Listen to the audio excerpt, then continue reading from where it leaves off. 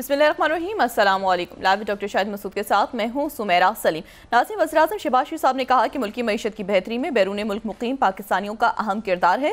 मुश्तरका काविशों से मुल्क को मुआशी इस्तेहकाम मिला है। जबकि इसहाक डार साहब ने कहा कि गज़ा के हवाले से सदर ट्रंप के साथ मुस्लिम मुल्कों के रहनुमाओं की अहम मुलाकात हुई है। उम्मीद करते हैं कि इस मुलाकात का मुस्बत नतीजा निकलेगा। इसके अलावा भी दीगर मौज़ूआत पर आज हम गुफ्तगू करेंगे। स्टूडियो में हमारे साथ मौजूद है डॉक्टर शाहिद मसूद। अस्सलाम वालेकुम डॉक्टर साहब। वालेकुम जी। डॉक्टर साहब, वज़ीर-ए-आज़म शहबाज शरीफ साहब ने कहा कि पाकिस्तान और अमेरिका के ताल्लुकात में बेहतरी आई है और आने वाले वक्तों में ये जो ताल्लुकात है मज़ीद मजबूत होंगे इंशाल्लाह सबके साथ जी। पाकिस्तान के मैं रोज़ पे बात कर रहा हूँ कि पाकिस्तान शायद अपनी तारीख़ की एक बहुत अहम, ये शायद अहम तरीन जो सफारती कामयाबियों और अस्करी कामयाबियों से गुजर रहा है। और उसमें रोज़ बात करते हैं, दोस्त कहा उन्होंने जी। अब इसमें इशू ये है कि ये सारी एक तो चीज़ों इन सबको मेंटेन रखना, ठीक है, ऊंच नीच उतार चढ़ाव आते रहते हैं लेकिन एक जगह पे उसको रखना। दूसरा ये है कि इसके साथ ही सफारती मिलिट्री डिप्लोमेसी बाकी सारे मामला, और फिर ये कि जो टेररिज्म का इशू है वो भी इंशाल्लाह हल हो जाएगा। ये क्योंकि अफ़गानिस्तान के ऊपर जो रशिया और चाइना की बात सारी आई है, और इसमें जो अगले 24 घंटे और उसके आगे पीछे कहीं फ़लस्तीन का फ़ैसला होने जा रहा है। अच्छा, आज कुछ वाक़यात ऐसे हैं जो मैं कुछ दिनों से चाह रहा था कि उस पर बात ना करूं, लेकिन बड़ी उदास कर देने वाले कुछ वाक़यात हैं। 2009-10 में एक बड़ी ज़बरदस्त इंडियन मूवी मैंने देखी थी। मैं बहुत ज़्यादा मूवीज़ नहीं देखता, अब तो बिल्कुल ही नहीं मिलता, वक्त नहीं मिलता, लेकिन वो एक बड़ी अच्छी ज़बरदस्त मूवी थी। वो 3 इडियट्स, उसमें आमिर खान जो है उनका एक बड़ा ज़बरदस्त एक रोल था, और वो बताया हुआ था कि किस तरह से वो आमिर खान की पर्सनैलिटी, और वो फिर एक अपने एंटरप्रेन्योरशिप शुरू करते हैं, साइंटिस्ट पढ़ा लिखा बंदा कैसे पढ़ाता है वो आमिर खान का पूरा जो है ना एक वो उसमें एक अच्छा मूवी मैंने उसको देख ली। मैं उस वक्त उसको बड़ी कमाल की इसकी स्टोरी है, इसके डायलॉग्स हैं, इसकी पिक्चराइजेशन है, ये सारे। लेकिन मुझे बाद में कुछ अरसे के बाद किसी ने बताया कि जो आमिर खान का जो उसमें कैरेक्टर, जो उनका किरदार आमिर खान ने अदा किया है, वो एक हकीकतन एक शख्सियत है जिनका आमिर खान ने जो है वो रोल प्ले किया है, और वो हैं वेंचुक उनका नाम है। और ये वेंचुक तो मैंने कहा अरे ये तो हकीकतन कोई किरदार है। उन्होंने कहा ये बड़े ज़बरदस्त साइंटिस्ट, ये मुझे हमारे उस वक्त जो मैं खलीजी रियासत में तो इंडियन साथियों ने बताया, उन्होंने कहा कि ये भाई हमारे इन रियलिटी एक बड़े ज़बरदस्त वहाँ पे साइंटिस्ट हैं, और बड़े ज़बरदस्त इनोवेटर हैं, और बड़े ज़बरदस्त जो हैं ये। मैंने कहा अच्छा भाई बताओ। तो वो उसके बाद जो है वो उन्होंने मुझे बताना शुरू किया वेंचुक के बारे में। अच्छा, फिर उसके बाद ये हुआ कि वो आई वाज रियली सरप्राइज। मैंने कहा यार ये अच्छा इतने ज़बरदस्त। थोड़ा बहुत मैंने उस वक्त सुना उनको, फिर थोड़ा तो इनका ताल्लुक़ जो है वो पता चला कि लद्दाख से इनका ताल्लुक़ है, और ये बड़े पीसफुल, बड़े आपने देखा होगा इतने सालों में मैं हमेशा ये कभी जब ये बात होती रही हमेशा चाइना इंडिया तनाज़े की या बाकी तनाज़ात की, तिब्बत की मैंने बात की, मैंने अरुणाचल प्रदेश, मैंने लद्दाख का कभी जिक्र नहीं किया। हालांकि वो जो चेयरमैन माओ की 5 फिंगर्स हैं उनमें लद्दाख भी है।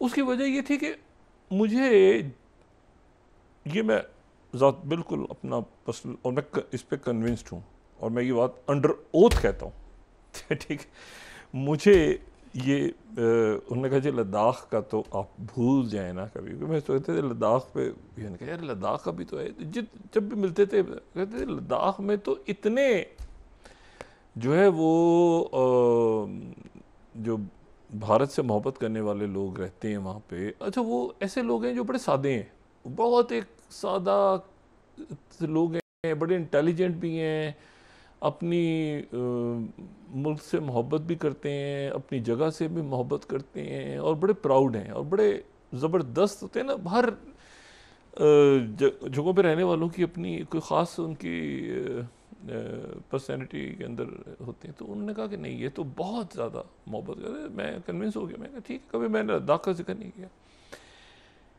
उसके बाद ये 2019 में भी जब ये हुआ, आर्टिकल 370 वाला वाक़या भी हुआ, तो वहाँ से लद्दाख से जो है वो ये हुआ कि वहाँ से आवाज़ आई कि नहीं जी हम तो इसकी जो है वो उन्होंने इंडियन प्राइम मिनिस्टर मोदी का ही दौर था, तो उन्होंने इसको कबूल भी किया। वहाँ पे बल्कि इतना मिले कि जश्न भी मनाया जा रहा है, खुशियाँ मनाई जा रही हैं, लोग बड़े खुश हो रहे हैं। और वहाँ पर जो है वो, तो मैंने फिर ज़्यादा कभी उसको लद्दाख को फॉलो नहीं किया। उसमें एक लेह का इलाका है, उसमें कारगिल का इलाका है, उसमें जो है मुख्तलिफ, अगर आप देखें तो ज़्यादा फॉलो नहीं किया। अभी 4-5 दिन से वहाँ पे, अच्छा वहाँ ये हुआ कि मैं ये गज़ा और यूक्रेन लेकिन दरमियान में आती रही ना, तो मैंने कभी इसको मैंने कुछ सीरियस नहीं लिया। ये कुछ 5-7 दिन से लद्दाख में हंगामों की खबरें आ रही थी, मैंने सीरियस नहीं लिया। मैंने कहा कुछ भी हो यार, वो जो है ना, वो लद्दाख तो में रहने वाले तो इतने जो हैं वो मोहब्बत करने वाले हैं कि यार ये तो कोई छोटा मोटा मामला, मोदी जी वो संभाल लेंगे यार। ये तो एक होता है ना, आपको पता होता है कि यार एक चीज़ ऐसे हो ही नहीं सकती, मतलब कई दफ़ा, और लगता है मोदी जी ने तय कर लिया है, ये मैं बात आपको, कि उन्होंने जो उनके बारे में तवक्को हो उसको मतलब करके ही दिखानी है वो चीज़ जो कि आपके तस्वुर में ना हो कि वो काम कर सकते हैं। उन्होंने जनाब इस खूबसूरत वादी में, और मैं फिर यहाँ पे ये बात कर रहा हूँ, मेरी ना इंडिया में किसी से बात अभी हुई है रिसेंटली इसके ऊपर ना मैं, लेकिन मैं यकीन करें कि इस बात को कि जो आम लोग होंगे ना भारत के इस वक्त, जो कोई भी लद्दाख गया होगा, जो कभी ज़िंदगी में लद्दाख में जिसने कदम रखा होगा, ये जो लद्दाख के किसी बंदे से मिला होगा, वो इतनी मोहब्बत करने वाले लोग हैं वहाँ पे कि उनको जनाब उस जगह भी आग लगाती है, यानी कोई जगह बच ना जाए। ये जो शुरू हुआ था ना मणिपुर, ये तो अभी गए ना मणिपुर मोदी जी, अभी हफ्ता 10 दिन, उस वक्त मैं समझ नहीं आ रहा है ये मणिपुर जाके कंट्रोल क्यों नहीं कर रहे। आप कई दफ़ा इतनी अनापस्थिति में आ जाते हैं। इन्होंने जनाब ना सिर्फ ये कि वहाँ पर वादी बंद है, इंटरनेट, ये गिरफ्तारियाँ, वहाँ पर पता नहीं कर्फ्यू लग रहे हैं, क्या हो रहा है खुदा जाने। और वो जो इनके मतलब मैं बताऊँ तो सबके वो बड़ा ज़बरदस्त बंदा है। ये जो आमिर खान रोल प्ले चूँकि ये बड़ा ज़बरदस्त बंदा है। ये तो इसको तो आप शायद, इनको बाद लोग होते हैं ना, आप कहते हैं कि ये पाकिस्तान से हैं, ये इंडिया से हैं, ये तो एक ग्लोबल लेवल पे नहीं होता। आप कहते हैं यार ऐसी पर्सनैलिटीज़ भी होती हैं। उसको जनाब गद्दार करार दे के और पाकिस्तान का एजेंट करार दे के और पता नहीं दुनिया भर के उस पर इल्ज़ाम लगा, और मुझे आप यकीन करें इतना अफसोस हुआ। उसको पता नहीं कहीं जोधपुर के जेल में ले गए हैं उठा के, जहाँ पे जो बदतरीन जो जराइम पेशा अफराद हैं वहाँ पे मुकदमात बना दिए गए हैं। ये वो बात जो है वहाँ पे, मैंने फिर आज मैंने कहा ये कैसे स्टार्ट होता। उसकी बुनियाद क्या पता चली कि वो ये कह रहे थे कि जी हमें जो है एक तो स्टेटहुड दे दें, इसलिए उसकी वजह ये कि बाहर से आएंगे लोग और यहाँ पे करप्शन होगी। अच्छा, फिर उन्होंने कहा कि हमारा क्लाइमेट का, क्योंकि बारिशें ज़्यादा हो, यानी वो अपने उन्होंने कहा कि जी हमारा क्लाइमेट का इशू है, यहाँ पे ये होगा, उसके नतीजे में बारिशें ज़्यादा हुई हैं तो बाहर से लोग आके यहाँ पे फैक्ट्रीज वगैरह लगा देंगे, तो हम खुद ही कुछ करते हैं। वो मतलब वो इसलिए वो भूख हड़ताल वगैरह कर रहे थे, बड़े पीसफुल, जैसे गांधी जी वाला नहीं होता स्टाइल के, उसी अंदाज में। और फिर उसके साथ वहाँ के नौजवान और सारे बैठे हुए उनकी बातें सुन रहे हैं, ये सारा कुछ हुआ। और फिर उसमें जो है वो देखते ही पता नहीं क्या हो गया, अचानक इन्होंने वो वहाँ से, दूसरा उनका ये था कि स्टेटहुड, और फिर एक उनका ये था कि 6 शेड्यूल में हमें लाया जाए लद्दाख में। और 6 शेड्यूल में इसलिए लाया जाए कि हमारा जो एक कबायली हक है वो हमें मिले। अब ये तो अच्छा, वहाँ कोई कंस्ट्रक्शन, कोई जैसे होता है ना, भूल जाते हैं किसी जगह को। मेरे मतलब है कि वो फिर ये हुआ, कोई आज से कुछ साल 1.5 साल पुरानी, मैंने उसकी इवन देन मैंने कहा कि ऐसा नहीं हो सकता। मुझे किसी ने कहा कि वहाँ तो भूल गए हैं, वहाँ तो लोग, मैं भाई के ट्रैवल कर रहा था, मुझे किसी ने कहा कि वो जो लद्दाख वाली बात है यार वहाँ तो आप, मैंने कहा नहीं यार मैं जानता हूँ वहाँ पर तो ऐसे लोग रहते हैं जो बहुत ही ज़्यादा इंडिया से मोहब्बत करते हैं, भारत से, और ठीक है वो अगर उनका मुल्क है।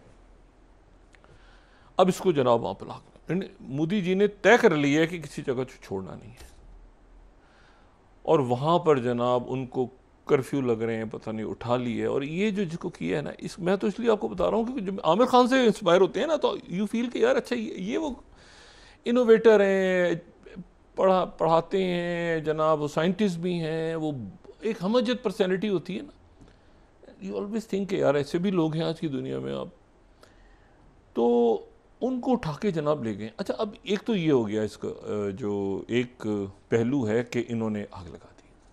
अच्छा दूसरा जो है ना, मैं इसको, इनकी कोई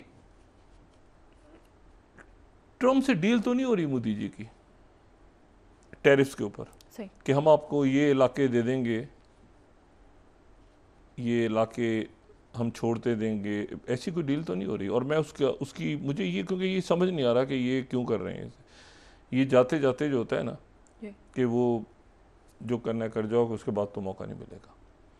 ये अगर आप लद्दाख की जगह देखें ना कि लद्दाख है कहाँ पे, स्ट्रेटेजिकली कहाँ पे, ये अगर आप थर्ड देखें तो लद्दाख जो है ये लद्दाख, ये लेह का इलाका बिल्कुल, ये वो इलाका है जो बिल्कुल लाइन ऑफ जो LAC जो कि अब ख़त्म हो चुकी, कहीं पर वो है भी नहीं, लेकिन बहरहाल वहाँ पर वो जो है ये बिल्कुल नॉर्थ का एक इलाका है, बिल्कुल नॉर्थ में आप चले जाओ। और ये वो इलाका है जहाँ पर सबसे ज़्यादा इस वक्त जो है वो आप ये देखें कि ये वो इलाके हैं ना, गलवान वैली कहाँ है, ये जहाँ पे जंग हो रही चाइना से, ये वो है ना पूरा। और जनाब ये उसके बाद अगर ये हॉट स्प्रिंग, अगर हम थर्ड दिखा सकें तो ये देशपांग, ये सारे इलाके हम बड़ी डिटेल में डिस्कस कर चुके हैं जब ये इंडिया और चाइना की झड़पें शुरू हुई थी। तो ये थर्ड अगर हम दिखा सकें ना, तो इसमें आपको हॉट स्प्रिंग, ये देशपांग और ये लद्दाख आप बाउंड्री देखें ना, दौलत बेग, ऑल दी, ये पूरा ये हम सारा डिस्कस कर चुके हैं। मैं लद्दाख को छोड़ देता था हमेशा, मैं कहता था लद्दाख में तो यार एक ऐसी जगह है जहाँ पर इनके चाहने वाले ही रहते हैं, ये तो सवाल ही पैदा नहीं होता कि वहाँ पर कभी, ये इन्होंने मोदी जी ने आग लगा दी। अच्छा अब इसमें जो है ना ये सारे इलाके आप ये पेंगोंग सू पे चले जाएं, उनकी फिंगर्स डिस्कस करें, या बाकी आप ये चाहें कुछ भी आप ये मतलब ये वो इलाका है जिसके बारे में। अच्छा अब इसकी देखें, ये तो इन्होंने आग लगा दी। अच्छा इसकी सूरत हाल ये है कि इसको चाइना अपना इलाका कहता है, तो 5 फिंगर्स में से एक फिंगर अब लद्दाख है। मोदी जी इसका अब जवाब देंगे अपने लोगों, मेरा ख्याल है अब तो इनके लोग इनको पकड़ेंगे। अब इसे लद्दाख पे भी नहीं पकड़ेंगे तो फिर बैठे रहेंगे घर पे, फ़र्क कर देंगे ये पूरे भारत को ही। और अच्छा मैं क्यों कह रहा हूँ कि ट्रेड ऑफ हुई, उसकी वजह भी बताता हूँ। मैं क्यों कह रहा हूँ कि ट्रेड ऑफ तो नहीं हो रही। ये जनाब ये जो है ना, इसको अपना इलाका चाइना कहता है, उसकी उनकी एक पूरी हिस्ट्री है चाइना की, ठीक है ना। वही कहते हैं कि भाई ऐसा है कि ये जो ग्रेटर तिब्बत है उसका ये एक इलाका है, ये ग्रेटर तिब्बत का एक इलाका है। और ये जो मैकमोहन लाइन, ये 1919 वाली और ये सारी, उसमें जो धमा चौकड़ी बचा के यहाँ से ब्रिटिश एम्पायर का खात्मा हुआ, तो उसको तो वो नहीं मानता चाइना, वो कहते हैं तो ग्रेटर तिब्बत का हिस्सा है। नहीं, वो उनका तो मैप्स के अंदर जो इलाके हैं, और चेयरमैन माओ ने ऐसे बैठे बैठे तो नहीं कहा था ना, वो तो उनकी पॉलिसी है ना। वो कहते हैं भाई ये तो कौन से, ये कहाँ से बरतानिया आगे लाइनें खींच के चला गया, कहाँ पे मैप्स हैं, उन मैप्स में तो लद्दाख उनका इलाका है। अच्छा फिर वो जो ये ट्रीटी ऑफ शिशल हुई थी 1882 वाली, ठीक है ना, जिसमें ये सिखों का एक मामला हुआ था तिब्बत के साथ, उसमें भी वो मामला जो है वो डिस्प्यूटेड रहा। किंग डायनेस्टी का ये हिस्सा, किंग डायनेस्टी के दौर से ही ये जो है ये पूरा का पूरा जो इलाका है ये चाइना का इलाका है, और चाइना इसको अपना इलाका तस्लीम करता है। भारत के साथ को तनाज़ा है, लेकिन ये वो इलाका है जो हमेशा कहता रहा कि हम तो भारत के साथ रहेंगे, तो चूंकि जो कहता ही रहा हमेशा, तो बस वो कहता रहा। अब जनाब वहाँ पर इन्होंने मोदी जी ने आग लगा दी है और इंतहाई पुरअमन लोगों को। अच्छा, वो ऐसे लोग जो होते हैं ना, जो बड़े पुरअमन पीसफुल पढ़े लिखे, वो एक दफ़ा जिद पे आ जाए ना, वो जिद पे आ जाए, वो कहें कि तो फिर उनको वापस लाना बड़ा, फिर उनके साथ ये नहीं मुज़ाकरात करेंगे, आप उनको लड्डू पेड़े खिलाएंगे, उनको आपको प्लॉट देंगे, कोई अदानी जी से उनकी सेटिंग करवा देंगे तो आपके हाथ में आ जाएंगे, ऐसा कुछ नहीं होगा। इन्होंने वहाँ पर क्यों किया इस वक्त, मैं समझने से बहुत बातें होती है, मैं हमेशा कहता हूँ कि मैं वहाँ समझने से कहता हूँ, सवाल इसके कि मुझे ये समझ नहीं रही कोई ट्रेड ऑफ तो नहीं हो गया। फिर उसके बाद जो है ये दूसरी जो है वो तिंगमोंगेंग का एक ट्रीटी हुई थी 1684 में। अच्छा, वो भी तिब्बत और लद्दाख के दरमियान, लेकिन ये मामला हल नहीं हुआ। लद्दाख जो है मुख्तलिफ ट्रीटीज होते होते अब आ जाए ना, तो आप ये 1919 की मैकमोन पे आ जाएं और फिर उसके साथ ही जो बाकी तनाज़ात हैं। अच्छा, इसकी अगर आप लद्दाख की वो भी देखें ना, तो एक तरफ अरुणाचल प्रदेश है, इधर तिब्बत है, इधर जो ये सारी जो वादी है, हर तरफ यहाँ पर फटा चल रहा है सवाए लद्दाख एक वह जगह जो बची हुई थी, क्योंकि इसके बारे में हर एक को था कि भाई यहाँ तो बहुत ही ज़्यादा जो है ना भारत वो कट्टर नेशनलिस्ट हैं। इन्होंने उठा के उनको वहाँ पे आग लगा दी मोदी जी ने, बिल्कुल वही किया जो मणिपुर में था। उसको बंदों को गिरफ्तारियाँ हो रही हैं, पाकिस्तानी एजेंट बना दिया, किसी को अमरीकी एजेंट बना दिया, किसी को चीनी एजेंट बना, जो ओल्ड प्ले बुक है। और जनाब उनके ये हुआ, ये था, उसके पास से ये निकला, उससे फ़ोन पे बात हो रही थी, उससे ये था, वो टिपिकल जो ओल्ड प्ले बुक होता है ना, जो चल रही है। और इसका अब स्ट्रेटेजिक, अच्छा मैं ये बात क्यों कह रहा हूँ कि कोई ट्रेड ऑफ तो नहीं हो गया जी। मैं अभी गज़ा पे आता हूँ, ये गज़ा में बड़ी इंपॉर्टेंट डेवलपमेंट्स हो रही हैं, लेकिन ये जो दिल दुखी है, अफसोस है, पता है उसकी, मैं ये इसीलिए अफसोस देखें, अच्छे मासूम ये कुछ होता है ना, आप ढोल हो जाते हैं। फिर आपने वो मेमोराइज़ किया होगा, यार एक मिनट ठहर जाएं, ये इस तरह की पर्सनैलिटी ऐसी, अचानक आप सुने कि यार उसको उठा के आपने मारा है और जनाब जेलों में डाल दी है, और रियली फील सैड। अच्छा, अब इसमें जो है, अच्छा मैं ये बात इसलिए कह रहा हूँ कि मैंने आज एक वॉल स्ट्रीट जर्नल ने बड़ी ज़बरदस्त स्टोरी दी है, और वॉल स्ट्रीट जर्नल ने ये स्टोरी दी है।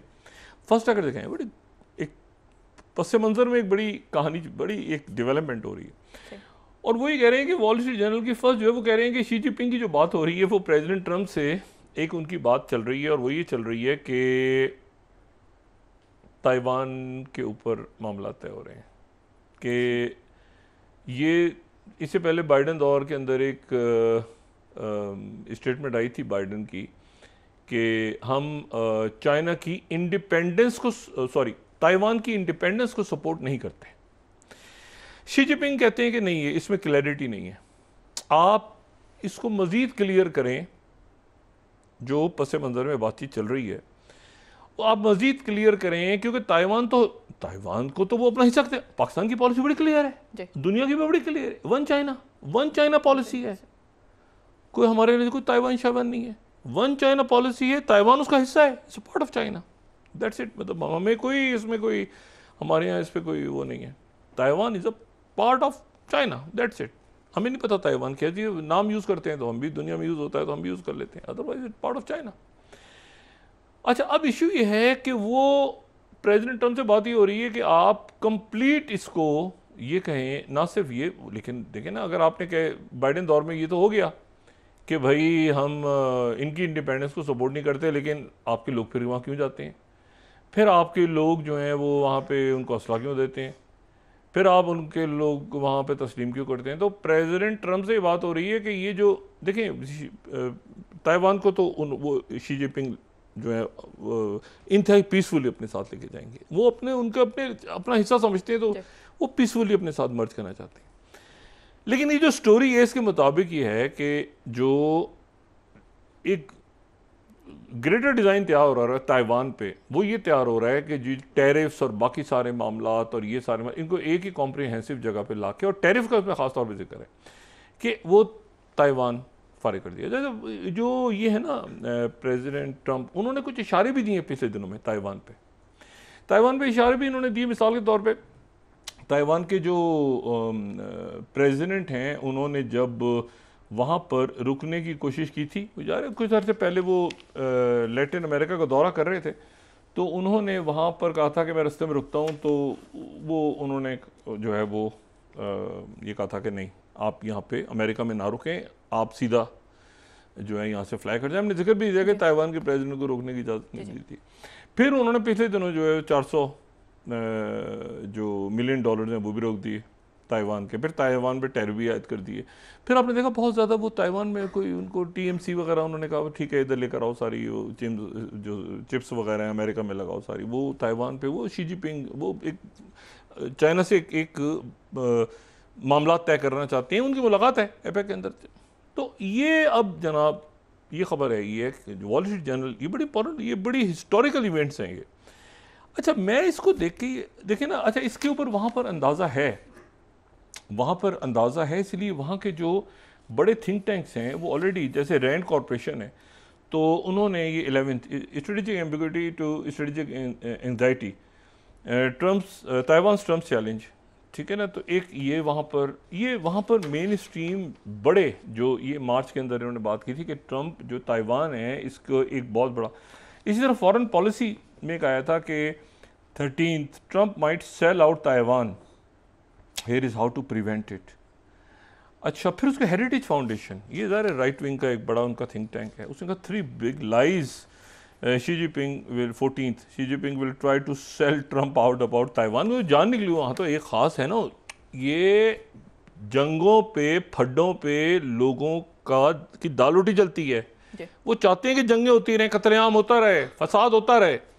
अब वो शी जिनपिंग जो करेंगे और ट्रम्प कायल हो जाएंगे, ये उन्होंने किया। अच्छा, अब जो भी बात हो रही है वो ट्रम्प जाने और शी जिनपिंग जाने और ट्रम्प की टीम जाने और साथ उसकी चाइना की, उनके आपस के मामला तय हो रहे हैं भाई, वो मशवरे देने पहुंच रहे हैं सारे थिंक टैंक। मैंने कहा ना, रोज़ी इनकी इन हराम खोरों की रोज़ी ख़त्म हो रही है, जिन्होंने कभी ये मशरिक़ वस्ता में जंगें करवाई, पॉलिसी पेपर फलां ये वो धमाकना दे के ये हुकूमत से निकलते थे और थिंक टैंक में बैठ जाते थे, लॉबिंग फर्म खोल लेते थे, ठीक है। उसके बाद कहते हमारी बारी आएगी, फिर वो उधर से उधर जाते थे, डेमोक्रेट उधर रिपब्लिक जाते थे, रिपब्लिक ये उधर ये उधर, बाय पार्टीजन दोनों तरफ से ले लिया तो और पैसे पकड़ लिए, उन्होंने सबको फारिग कर दिया। अब सिर्फ ट्रम्प है, जो मैंने उस दिन कहा ना, अब ट्रम्प है, व्हाइट हाउस में ही थिंक टैंक है, व्हाइट हाउस में ही जो भी आपने करना है व्हाइट हाउस, ठीक है, road to white house, that's it. वो इधर उधर दाएं बाएं आपको जाने की जरूरत ही नहीं, ठीक है ना। इधर मुड़ो उधर मुड़ो, फलां जाओ ये जाओ, के स्ट्रीट पे घूमो, मैनहट्टन से इधर निकलो, इधर से निकलो, उधर जाओ, ये करो, फलानी जगह पे एशिया फाउंडेशन सोसाइटी मिल जाएगी आपको। तो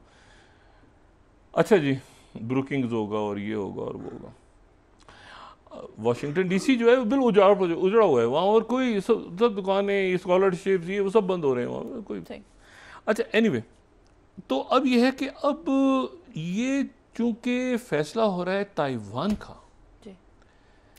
तो और साथ चल रहा है टैरिफ डील हो रही है साथ इंडिया की भी, कहीं ऐसा तो नहीं है कि इनके कोई मामला तय हो गए हैं कि भाई आप टैरिफ में हमारे साथ वो करें और शी जिनपिंग से आप कहें कि वो ये इलाके ले जाएं, कोई ऐसा मामला तो, क्योंकि लद्दाख में अगर आग लगाई है ना इन्होंने इस वक्त, तो ये फिर कहीं अपने मुल्क को खुद ही, क्योंकि कोई तुक नहीं बनती, कोई बिल्कुल जैसे उस वक्त तो जब मणिपुर में शुरू हुआ था ना, तो एक था कि मेतीस का और कुकीज़ की पुरानी, लद्दाख की कोई ऐसी कहानी किस्सा है ही नहीं माजी में कि वहाँ पे गुरिल्ला तंजीमें बनी हो, कोई वहाँ पे फसदंगा हो।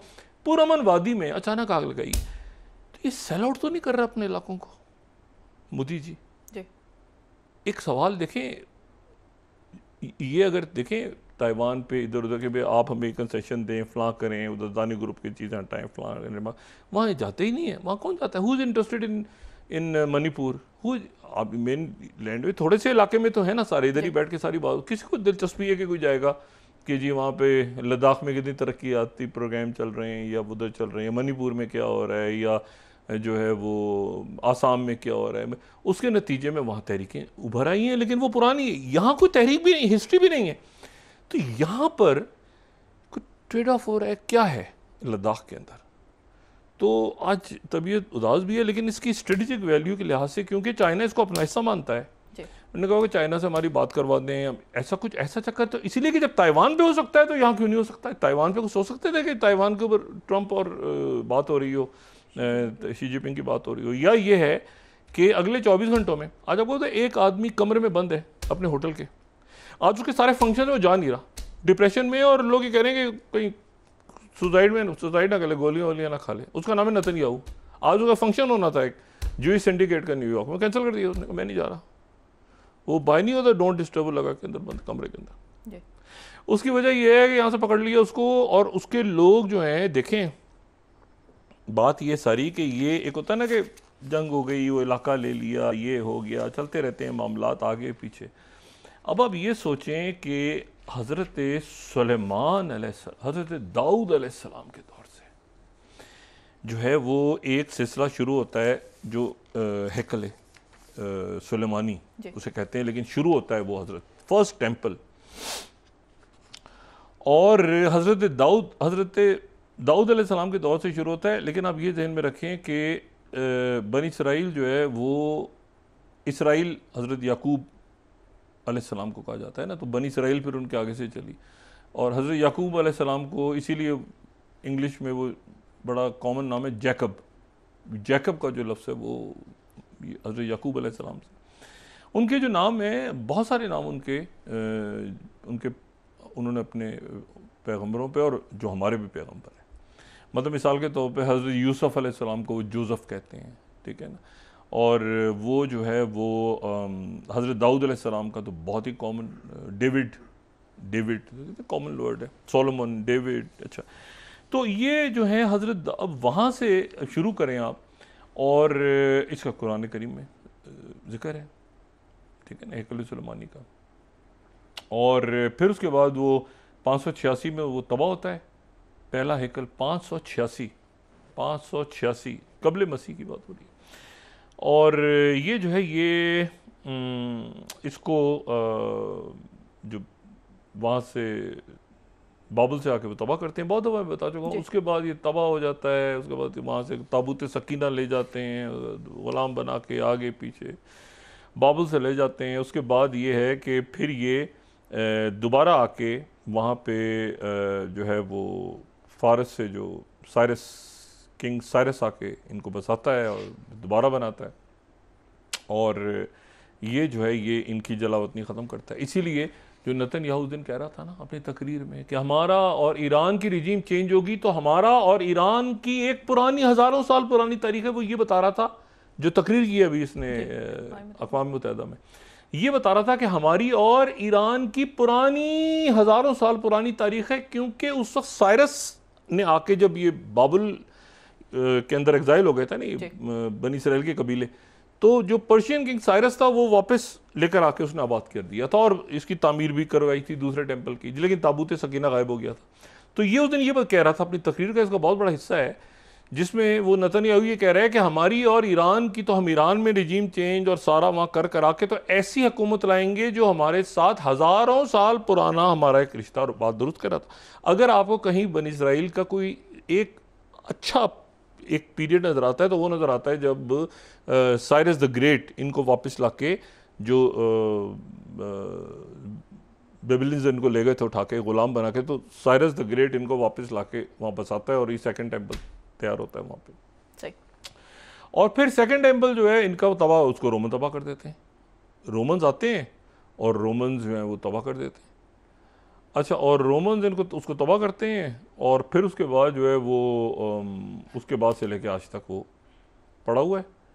और वो थर्ड टेम्पल जो है वो इनका यहाँ पर आने का मकसद यही था कि यहाँ पे ग्रेटर इसराइल बनेगा और थर्ड टेम्पल बनेगा। इसको नेतन्याहू ने आज ये जगह जाना था, वहाँ जाके, और लोग इस वक्त चीख रहे हैं, सदाएं वहाँ पर एक जो इंतहा पसंद जो ज़ायनिस्ट है पूरे दुनिया में हर जगह, कि ये क्या करने जा रहे हो तुम, अगले चंद घंटों में तुम क्या करने जा रहे हो, कि तुम यहाँ पर वो ग्रेटर इसराइल कहाँ गया, यरूशलेम कहाँ गया, वेस्ट बैंक की एनेक्सेशन से तुम्हें रोक दिया। यूएई ने जो मुलाकात यूएई के वज़ीर की बात की थी, उन्होंने यूएई ने तो शट कॉल दी ना, क्लोजिंग द फाइल जो बात लिखी, वेस्ट बैंक की तरफ नहीं जा रहे, तो ये भी दरमियान में अचार डालना है तल अवीव का। यहाँ हम इसलिए आए थे कि यहाँ पर टेक्नोलॉजी के सेंटर्स बनाएंगे, क्या करेंगे वो उधर, भाई उधर टेम्पल था हमारा यरूशलेम के अंदर। यानी आप देखिए ना कि जो सबसे मुकद्दस जगह है, यहूदियों की सबसे मुकद्दस इस रूए ज़मीन पे कोई जगह है तो वो यही है, एक दीवार, जहाँ पे और कोई जगह नहीं है इनकी। तो उसी जगह वो एक दीवार, वहाँ ही पर टेम्पल बनना है, तो वो तुम ट्रंप ने कह दिया तो खड़े हो जाओ, पे जाओ ट्रंप को। उसके बाद जनाब वो जो इंतहा पसंद थे उन्होंने कहा कि हम हुकूमत से अलग हो रहे हैं, हुकूमत गिर जाएगी नेतन्याहू की। वो जो अपोजिशन के लोग थे उनको कहीं से कॉल वॉल आई, उन्होंने कहा नहीं हम हुकूमत गिरने नहीं देंगे, हम नेतन्याहू तुम्हारे साथ हैं।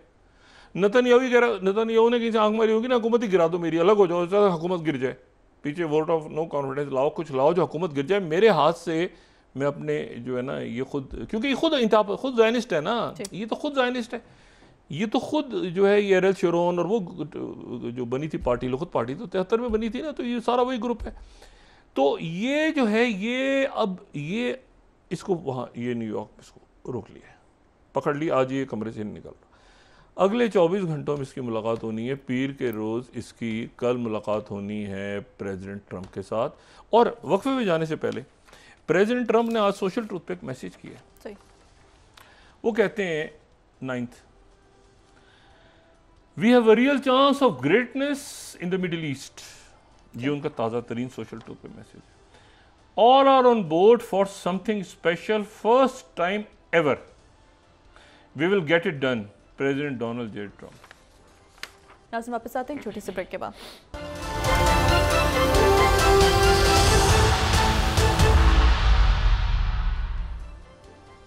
वेलकम बैक नाज़रीन। तो डॉक्टर साहब आप कहते हैं कि गज़ा के हवाले से अगले चंद घंटों में जो मुस्बत पेशरफ्त है। देखें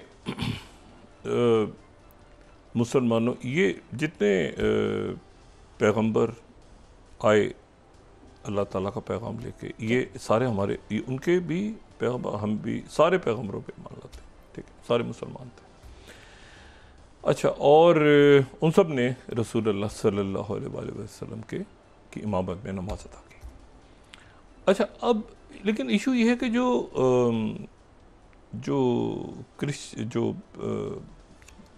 ज़ायनिज़्म है जो उनका, तो देखिए उस बात कहते हैं ना, मैं इसमें आपको ये बताऊं कि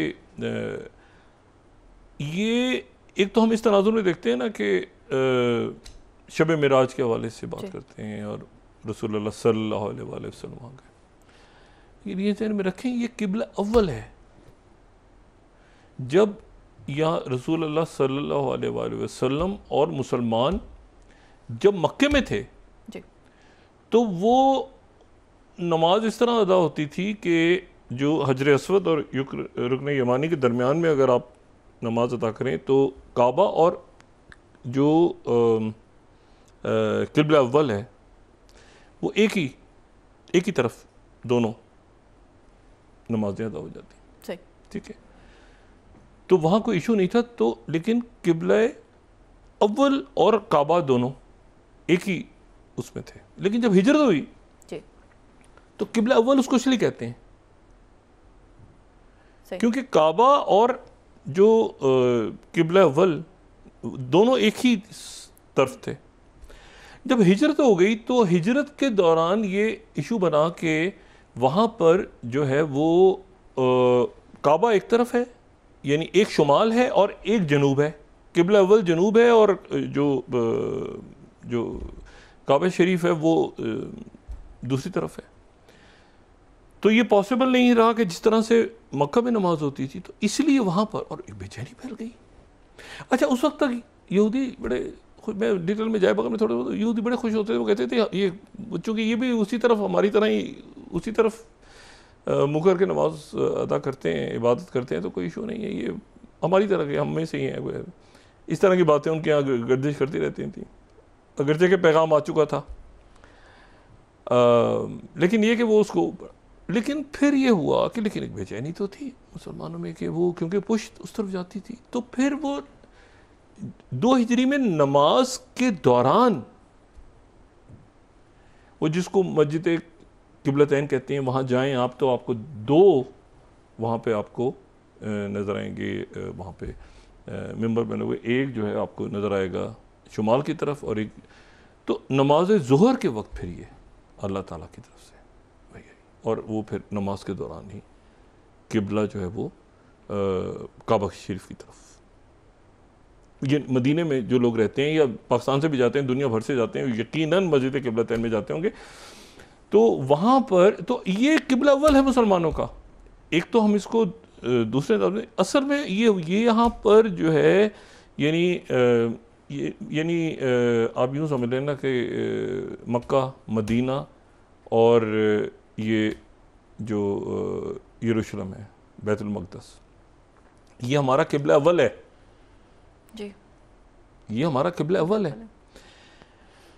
तो इसको जो है ये उसके बाद खैर बहुत एक हिस्ट्री वहाँ मदीना में फिर यहूदियों के कान खड़े हुए, उन्होंने कहा ये तो कोई नई उम्मत आ रही है, पहले वो कुछ और समझते थे, हम तो ये समझते थे, वो समझते, मतलब अजीब वो बाद में, उससे पहले वो। तो मैं इसकी अहमियत आपको बता रहा हूँ जगह की, हमारे नज़दीक ये क़िबला अव्वल है। और ये जो है ये अब इसको एक ऐसी रियासत बनना जिसका दारुल हुकूमत होगा जी, फ़लस्तीनी रियासत जिसका दारुल हुकूमत होगा। अब उसका किस तरह से फाइनलाइज, और ये मुसलमानों के पास जब भी रहा है, मैंने उस दिन बात की, ये मुसलमानों के पास जब भी रहा है तो वहाँ पर तमाम जो चाहे वो क्रिश्चियंस हों या ज्यूज़ हों, उनको हमेशा इजाज़त रही है, बल्कि ज्यूज़ ने क्रिश्चियंस से पनाह ली है मुसलमानों के पास आके। मैं हमेशा कहता हूँ क्रूसेड्स में, क्रूसेड जो है वो ज्यूज़ नहीं थे, वो क्रिश्चियंस थे। और क्रिश्चियंस आए थे जब, तो यहाँ पर ज्यूज़ मुसलमानों के साथ लड़ रहे थे कि क्रिश्चियन फिर हमारी फेंटा मारेंगे। तो बात यह है कि ये अब एक ऐसा सिलसिला होने जा रहा है वहाँ पे कि इसमें कई कंडीशंस जो हैं वो ख़त्म हो गई। वो टोनी ब्लेयर होगा, ये होगा, ऐसे आगे जाके ये एक और डिसआर्म होना है, सबको डिसआर्म होना है, रूल ऑफ लॉ, ये मुसल्लह तंजीमें ख़त्म। ये जैसे देखें अफगानिस्तान में इशू चल रहा है ना, आप वहाँ की पुलिस को ट्रेन करें, वहाँ की, अगर ये इंशाल्लाह आगे जाता है ये सारा सिलसिला, रशिया, पाकिस्तान, चाइना, ईरान, ये सारे, और उनके लोग भी साथ शामिल है, पुलिस फौज ट्रेन करें। वो ट्रेन ना करें खुदा का वास्ता जो कि वो अफगान नेशनल आर्मी ट्रेन कर गए थे। मैं प्रोग्राम जब ये सरेंडर हुआ ना, ये जब ये इराक वाला, तो मैं वहाँ पे था, तो ये फौज सारी गायब हो गई इराक की, ये सद्दाम हुसैन की फौजी गायब हो गई। तो मैं वहाँ से वापस आया तो मुझे मुशर्रफ साहब कहते हैं यार ये, अच्छा वो बुश आया और उसने कहा कि ये तो विक्ट्री का नारा लगा दिया, उतरा था जहाज़ में, तो मुझे मुशर्रफ साहब कहते हैं यार ये तो बहुत ही अजीब ही वो तो मैंने साहब मुझे खुद समझ दिया था, लेकिन मेरा अपना ख्याल है कि फ़ौज गायब नहीं हुई, उन्होंने सिर्फ यूनिफॉर्म्स उतारे, वो कहीं अंदर, और वैसे ही हुआ, कुछ अर्से बाद वो मलेशियाज बन गई। अब मेरा एक गुमान है कि ये जो अफगान नेशनल आर्मी ट्रेन हुई थी ना, अफगान नेशनल आर्मी, वो कहाँ गई? उन्होंने सरेंडर तो नहीं किया, उन्होंने कहीं हथियार डाले, कहीं वो उनसे हथियार किसी ने लिए, कुछ हुआ, वो या तो उसके बहुत सारे लोग वो मलेशिया बन गए जो पाकिस्तान से, क्योंकि ट्रेंड लोग हैं ना, और ख़ास एक माइंड सेट है, क्योंकि अफगान नेशनल आर्मी के को तो हमारा पड़ोसी अपनी आर्मी समझता था ना, ईस्टर्न पड़ोसी, या तो ये वो मलेशियाज हैं जो इतनी ट्रेंड हैं, क्योंकि मैंने अफगान नेशनल आर्मी को ना इस सेटअप में इंटीग्रेट होते देखा है जो भी मौजूदा सेटअप है अफगानिस्तान के तालिबान का, ना वो इसकी फ़ौज बनी है, ना वो उन्होंने कहीं हथियार डाले हैं। तो फिर वो कहाँ गए जो ट्रेन अमेरिकन करके चले गए थे और नेटो के लोग, तो वो या तो इन्हीं में गायब हो गए हैं, वो फिर इसमें इन्वॉल्व हैं, जिनको हम कई दफ़ा सब कहते हैं कि ये कल-ए-आज़म TTP है या ये मजीद ब्रिगेड है, और ये वो ट्रेन लोग हैं।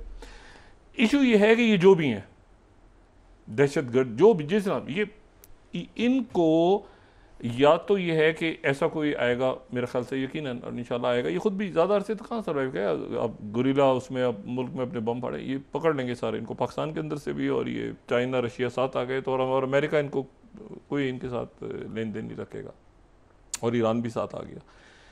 तो ये मैं हमेशा सोचता हूँ कि ये वो कहाँ गई अफगान नेशनल आर्मी, वही तो नहीं है कहीं, ये मलेशियाज बन गए मुख्तलिफ नामों से। भाई इतनी बड़ी फौज ट्रेन हुई थी ना इतने साल, उनके कहाँ गए, उनके ऑफिसर सारे गायब हो गए, किधर गए भाई? अच्छा, तो ये एक ऐसी जहन में ख्याल आता है कि वो कहाँ गए, कहाँ गई अफगान नेशनल आर्मी? बड़ा पैसा खर्च किया, बड़े उस वक्त उन्होंने, अमेरिका ने पता है कितने बिलियंस ट्रेन की थी पूरी फौज, कहीं नज़र आता है आपको कोई फौजी? वो तो सारे तालिबान है। अच्छा, तो ये बहरहाल, तो मैं सिर्फ ये कहता हूँ कि ये जो तारीख़ लिखी जा रही है ना इस वक्त, एक तो ये है कि ये इस पर हम बात इस पर जारी रखेंगे जो कोई लद्दाख में हो रहा है, और लद्दाख में ये क्यों हो रहा है, ये कोई डिज़ाइन है मोदी जी का? ये क्योंकि चाइना और अमेरिका बात कर रहे हैं ताइवान के ऊपर, और वो प्रेसिडेंट ट्रंप ने चाइना के साथ मामला तय करने हैं। वो ताइवान, ये वॉल स्ट्रीट जर्नल की पूरी स्टोरी पढ़े ना, वो कह रहे हैं कि वो कह रहे हैं वो तो बीच में कहीं दरमियान में ये, क्योंकि लद्दाख के अंदर अचानक ये होना और फिर उसको इस तरह से डील करना, सिंपल लोग जाएं कि क्या मसला है, लोग यहाँ से बहुत सारे चले जाएं, भारत के बाकी लोग चले जाएं, सारी पार्टियां उसमें सब लोग इधर उधर के जो नौजवान वगैरह सारे जाकर उनमें बैठे हैं, क्या इशूज़ हैं भाई, वो बात ख़त्म करते हैं इशू को एकदम। ये पाकिस्तान के एजेंट हैं, ये चाइना के एजेंट हैं, ये अमेरिकन है। अब तो अमेरिका को खाते में डाल दिया ना, अब तो अमेरिका, चीनी, पाकिस्तानी, रशियन, अरब, जो है वो इंडोनेशियन, सारे एक ही हो गए हैं मोदी जी के लिए। पूरी दुनिया एक तरफ खड़ी हुई है, तो सभी का वो एक पूरी दुनिया जो है जो उनके ख़िलाफ़ एक है, वो एक हैं, और भारत के लोग भी उसमें जो है उनके एजेंट बन गए सारे। तो ये मेरा ख्याल है कि बराए कर रहा हूँ तो गुजारिश कर सकते हैं कि इतनी खूबसूरत जगह है उसको ना करें। और अब वहाँ देखें वो सेंटिमेंट शुरू हो गया जी। क्यों शुरू हुआ है कि चाइना के साथ जाए, क्यों शुरू हुआ है? मोदी जी, यानी मोदी जी ने वो आग लगा दी है कि वो चाइना की बात अब शुरू हो गई है, वो ये रुकेगी नहीं।